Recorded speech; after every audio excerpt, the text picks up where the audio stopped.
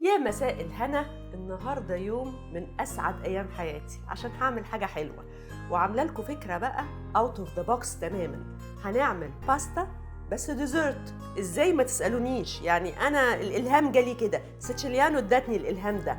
هنعمل لازانيا بكريمه الشوكولاته والكريم باتيسري، حاجه كده من ورا الخيال. تعالوا نشوف هنعمل ايه. اول خطوه عندنا هنعمل الكريم باتيسري بتاعتنا. هحط اللبن، وهحط لبن المكثف محلى، فانيليا، صفار بيض من غير البياض.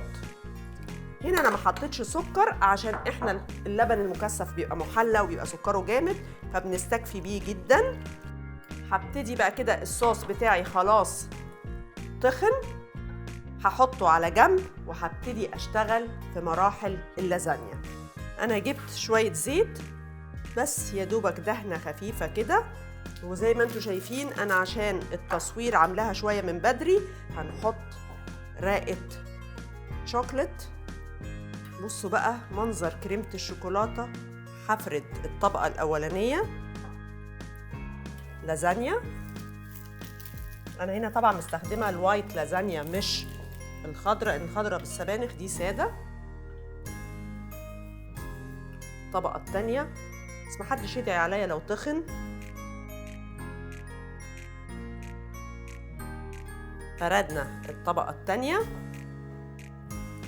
نحط آخر طبقة لازانيا وننزل بقى بالكريم باتيسري بتاعنا.